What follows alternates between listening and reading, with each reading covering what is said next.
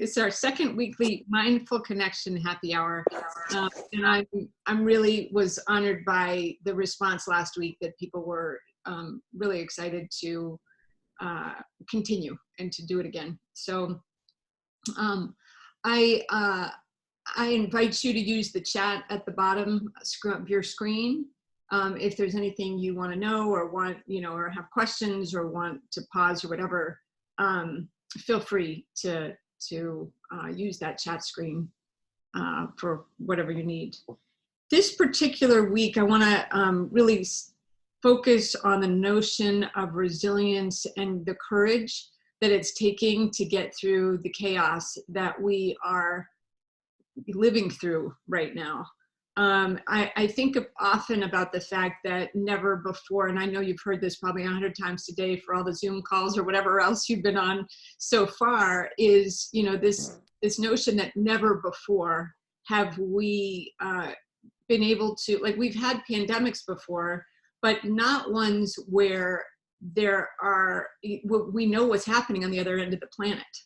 Right, that we're all in this together in a way that we've never been before. And so I feel like there's something about that shared experience that's really profound. At the same time, we're not all having the same experience, right?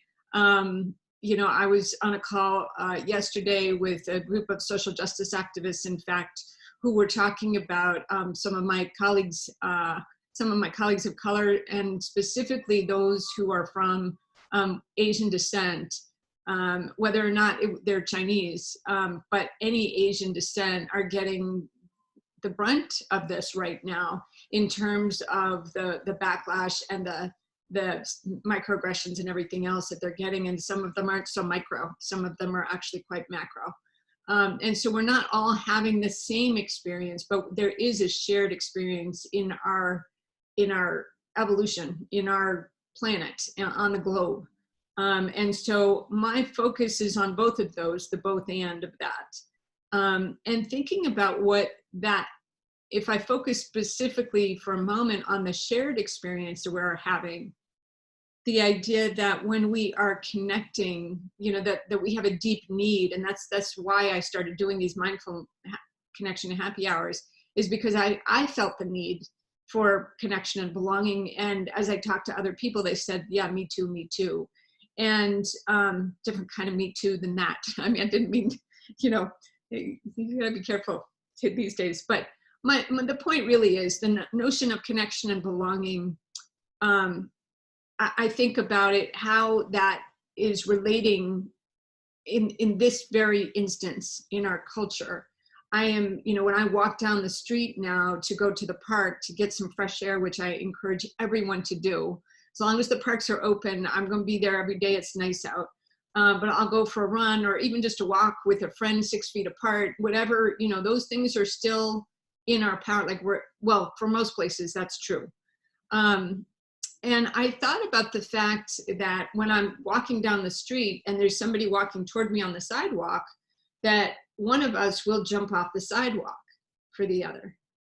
And that hit me with such mixed emotion, because on the one hand, I know that if they were jumping off the sidewalk, they was looking out for me, for both of our welfare, right? And that's a beautiful, caring, social, I don't call it social distancing, it's social responsibility, social caring. I appreciate that. And on the other, it just brings up this legacy of institutional, the history. We have a legacy of people stepping off the sidewalk for others, or people making a wide berth around someone because they think that they're, for some reason, from a social identity perspective, they are not whatever, they want to get away from them. And so all of that has been coming up as I'm just walking down the street these days. And it's very telling of so many pieces of, like, it's all sort of coming together. And so what I've tried to do in terms of connection and belonging is that when I'm walking around somebody or stepping off the sidewalk, I try to make eye contact, which in some cultures that's not the best thing to do, but just to give them the sense that, you know, with a smile or a wave or something, so that even 6 feet apart, we're still connected, right? That we are going through this at some level, we are all going through this at the same time, in the same, you know, in this moment. And so it's that sharedness that I'm trying to get wherever I can. And especially for those folks who live alone, I think that's even more important to have that connection. And I'm really grateful again for the idea of Zoom, where I can see people's faces and all of that. I think it's really important. So I'm going to I'm going to share just a few words about mindfulness. I want to honor where it came from, like I did last week. I will probably do this every week because anybody who's new on the call who doesn't know where it came from, it's critically important from a social justice perspective to come at this, anything we're doing that is actually borrowed from religions or some other culture, that we name that, and that we're very conscious about honoring that. So just very quickly, just knowing that the origins of mindful meditation practice, it's an ancient religious spiritual practice from Eastern culture, Hinduism, Buddhism. Many other cultures have some form of mindfulness or meditation in them, including where I came from, which is Judaism, has that sense in it as well. Lots of different cultures with different kinds of practices. But when we think about the word mindfulness, it came out of Eastern culture. And so I wanted to name that. And the other piece that I think is important, I did last week, that I want to continue, is honoring where we are in this moment and how we got here, how we got to this moment. So I'm just going to begin by honoring, first of all, the land that we're on and all those who lived on the land before it was stolen. We honor all of the enslaved peoples who were transported here against their will and whose blood, sweat, and tears birthed the society in which we live. We honor all of those who have chosen to live, work, and sacrifice in service to provide a sense of freedom and welfare for all. And finally, this week, above all, we honor the brave healthcare workers, grocery workers, delivery workers, and all other service workers who are on the front lines, putting the good and welfare of humanity above their own. So with that, please join me in a moment of gratitude for all of the people I just mentioned, and anyone else who comes up for you who you'd like to honor at this time. And if you'd like to put those in the chat, feel free to do so. If you want to name their names or just a group of people we would like to honor. I invite you to take a deep breath in that notion, that sense of gratitude, and exhale. And together we say, thank you. Thank you. Going to, yeah, thank you. I saw that too, is that Holly suggested garbage collectors as well. And I don't know if you could hear the police cars out there as well, ambulance workers, all of those in service above with humanity as they're, holding humanity up. With that, I'm going to invite you into a guided meditation that will include grounding, connection, compassion for ourselves and for others. We're going to, we'll end up with a few minutes in silence so that you can just take your meditation where it wants to go. And then I'm going to come back and go a little bit deeper. The guided meditation is going to be a deep one because we're talking about courage and resilience. And so thinking about what that means for us on a personal level, and it's hard to think about courage without thinking about vulnerability. And so I'm going to just share with you to start off is just to ground you first, and then take you on a little bit of a journey. And if anything that I say in any of my meditations are disturbing, or they don't resonate for you, please let my words go in one ear and out the other, and just sit with us. You can turn the volume down if you need to for a few moments, but I just offer that this is your practice. And so do what works and what feels best for you. I'm going to pause before I start that part and see, is there any questions or thoughts at this time?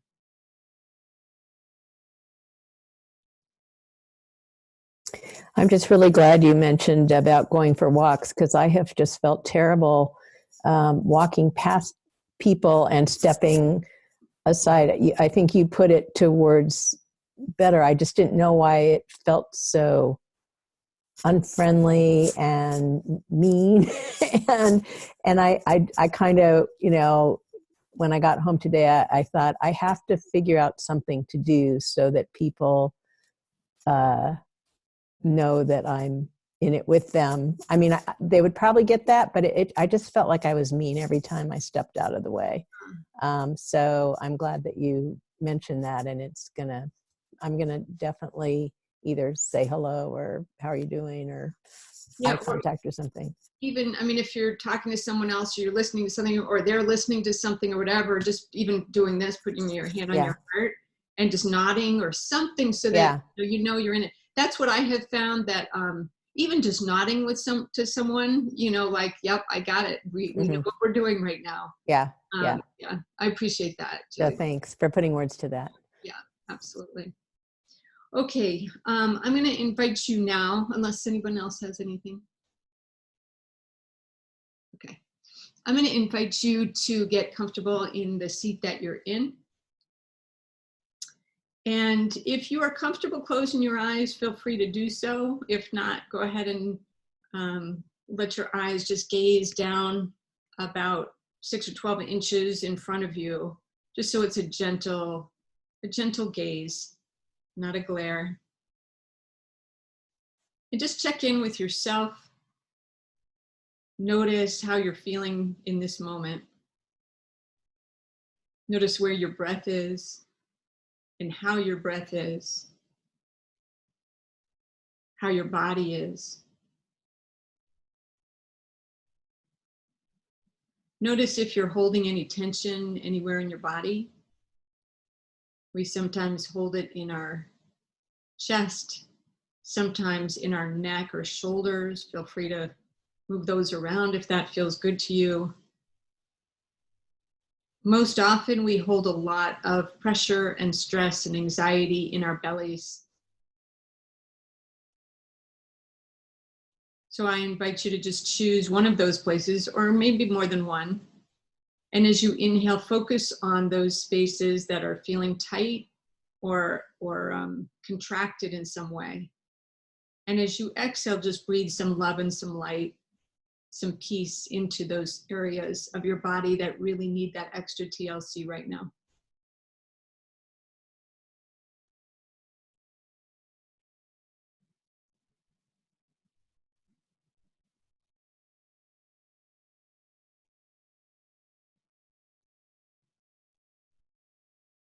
And thinking about the need for grounding, especially right now in this moment, allowing your body, your breath, to acknowledge all that you've been through, all that we've all been through this week, and how chaotic it is. And to know at the same time that we as human beings are incredibly resilient. We actually do have a lot of courage to get through this, and we will.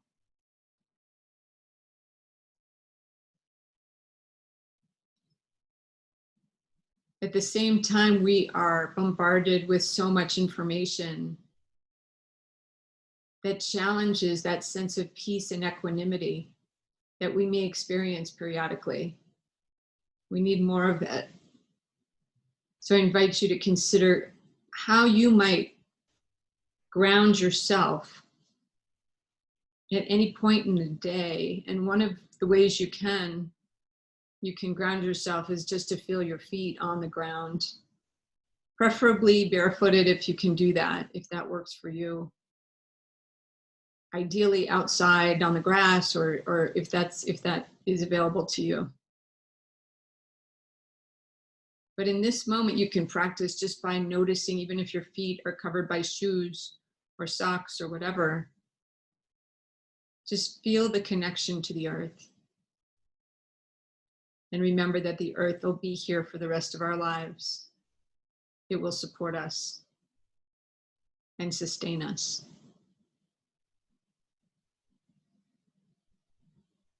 Offering ourselves always compassion for all that we're going through.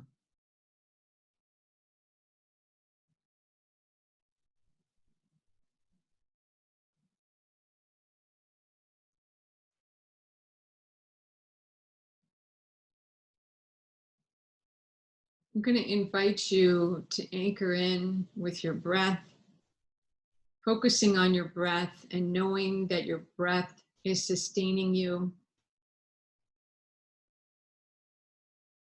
Maybe giving some gratitude to the fact that your body, whatever is ailing you in this moment, that there are parts of your body, or perhaps all of your body, that is working beautifully. And I invite you to focus on those parts of your body first and foremost. I'm going to invite you to take one hand, your dominant hand, and put it over your heart. Take your other hand, the non-dominant hand, and put it over your dominant hand. So you're really breathing in now to your hands.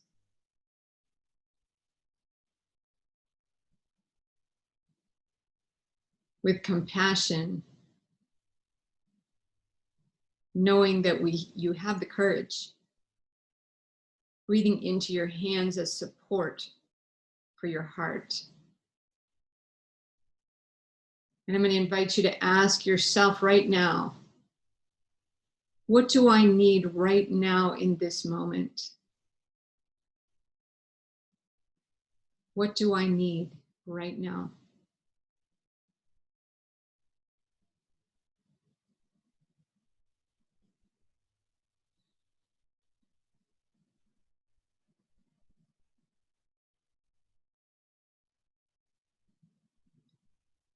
Whatever feelings arise, whatever answers come, just know they are simply responding to what you have been going through. Sometimes they come in the form of tears. Sometimes they come as an outpouring of emotion. When tears come, I always like to say to myself, oh, that's right. I've been holding myself up for too long. I can let go now.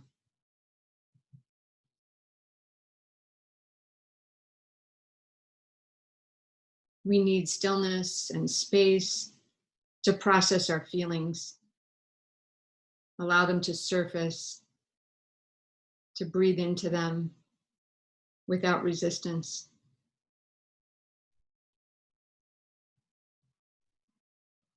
It may not feel good to feel those feelings, but we must process them. We don't want them to get stuck in our body. So allowing them to come up, do what they need to do in our bodies before we can release them.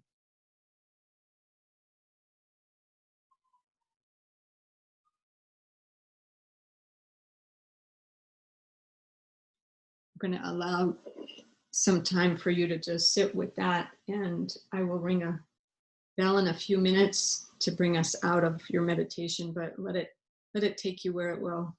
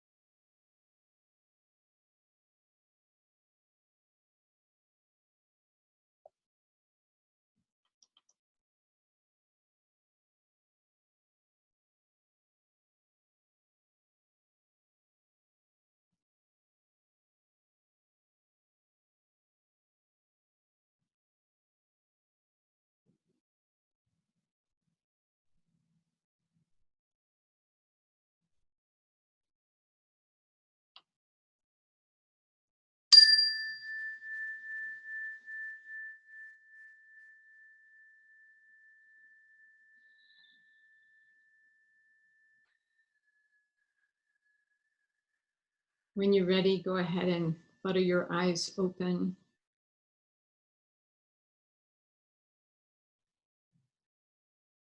Taking a deep breath and exhaling to release whatever needs to be released, whatever no longer serves you. And I invite you to, for sure, if you feel up to commenting in the chat box, what that experience was like for you. I'd love to hear what that meant for you. Or if you'd like just one word of how you're feeling now, just to put that in the chat box, that would be wonderful. And to know that at this time, we know our brains right now need certainty. Our brains need safety. That's what feed our brains, especially at a time like this. Thanks, Tom and Julie. Peaceful. Time to focus on compassion. I love that. And so I invite you to consider two things. One is, what does certainty or safety look like in your life? What would that mean for you? And, you know, we could have a whole other discussion about the illusion that is, because, you know, what is certainty really?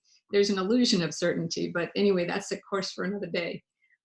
Right now, just focusing on what are the things that provide you some comfort. Thanks, Georgina. Feeling lighter. If that's what Georgina wrote. Yeah, what are the things that you need right now? And focusing specifically on, when we think about the courage to be in this, we also need to sustain ourselves. And so what are some things that you can do? There's so much we can't control. What are the things in our lives that we may have a little bit of control over? What we eat, you know, we have control over, you know, the exercise we're getting, the people that we're connecting with, all of that. That what are the things, and you could even make a list for yourself of the things that you can do. And also thinking about what you're grateful for. Those two pieces already can serve to actually lighten us, right? Lighten the load in the midst of what we're in and what's coming. And when we feel like, you know, we're moving around our worlds thinking, I don't know what to do, I don't know what to do, like what, you know, what am I supposed to do right now? I'm going to invite you to do one last practice before we close tonight. And once again, putting your hands on your heart. And if you're feeling comfortable closing your eyes, feel free to do so. Take a deep breath into your hands so that you're expanding your chest as your hands are pressing down. And I invite you to think to yourself, oh, I already know what to do. I already know what to do.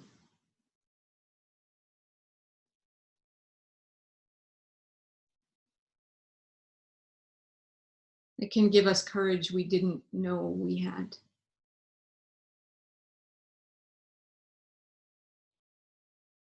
One more deep inhale here. And exhale. Namaste. Thank you so much. Thank you. Thank you for joining me tonight. I really appreciate it. And I look forward to seeing as many of you as can come back next week. That would be wonderful. And I wish you all, you know, may you be well, may you be healthy, may you be happy, may you live free from suffering. Thank you. Thanks, Dina. Yes, absolutely. Nice to see everybody.